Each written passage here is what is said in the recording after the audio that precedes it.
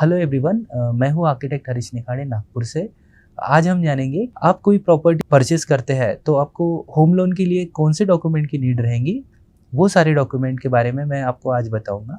सबसे पहला डॉक्यूमेंट आता है वो है केवाईसी डॉक्यूमेंट। केवाईसी डॉक्यूमेंट के बारे में हम अभी जानेंगे। केवाईसी डॉक्यूमेंट यानी एक ऐसा डॉक्यूमेंट है जो कि नॉर्मली सबके पास अवेलेबल होता है।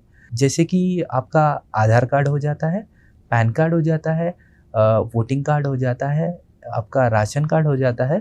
ये चीज़ें हमें एक मैंडेटरी रहती है। जब भी आप कोई होम लोन के लिए अप्लाई करते हैं तो आपको केवाईसी पहले करवाना पड़ता है। सो आपको ये केवाईसी डॉक्यूमेंट की बहुत ज़रूरत रहेगी। सेकंड, अभी मोस्ट इम्पॉर्टेंट चीज़ है आपका इनकम डॉक्यूमेंट। इनकम डॉक्यूमेंट में आएगा आपका फॉर्म नंबर 16। फॉर्म नंबर 16 की आपको ज़रूरत रहती है। टीडीएस जो आपका कटता है तो वो फॉर्म नंबर 16 से हमें पता चलता है। नेक्स्ट डॉक्यूमेंट जो होता है वो है लास्ट 3 ईयर आईटीआर। ओनर जो होता है, जो प्रॉपर्टी परचेस करने का सोच रहा है, उसे सेकंड डॉक्यूमेंट आएगा आपका लास्ट 3 ईयर का आईटीआर। थर्ड नंबर का जो डॉक्यूमेंट है आपको जिस की रिक्वायरमेंट होती है वो होता है आपका 6 month bank statement.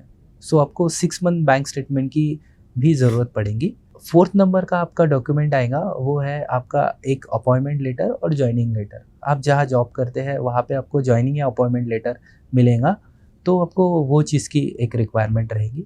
Fifth number document आएगा आपका, अगर आपका इंक्रीमेंट होता है पर्टिकुलर ईयर वाइज तो आपको उसके लिए एक लेटर दिया जाता है पर्टिकुलर आपकी कंपनी की तरफ से।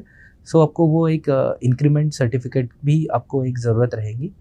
इफ़ आपका जो सेवेंथ नंबर का जो डॉक्यूमेंट है, अगर आपका कोई लोन चल रहा है सो आपको लोन का प्रीवियस लोन का बैंक स्टेटमेंट आपको लास्ट 6 मंथ का आपको देना ज़रूरी है। तो इनकम प्रूफ के लिए हमें ये 7 डॉक्यूमेंट की ज़रूरत रहेगी।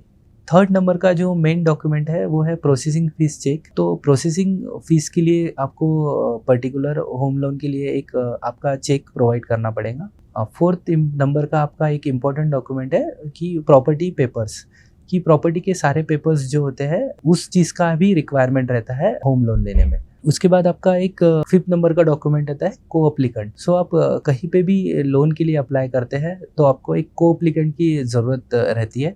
को अप्लीकेंट की इसलिए ज़रूरत होती है कि इफ़ आप कोई लोन प्रोवाइड नहीं कर सकते हैं बैंक पर्टिकुलर बैंक को, तो आपका को अप्लीकेंट वो जो लोन की अमाउंट है वो पे आउट करेगा। को अप्लीकेंट जो है, इफ़ आपकी शादी हो जाती है तो आपकी वाइफ भी आपकी को अप्लीकेंट हो सकती है, और आपकी शादी नहीं होती है तो आप पेरेंट्स होते हैं, ब्रदर्स होते हैं, वो आपको अप्लीकेंट रहेंगे। तो ये सारी चीज़ों का रिक्वायरमेंट रहता है होम लोन के डॉक्यूमेंट के लिए।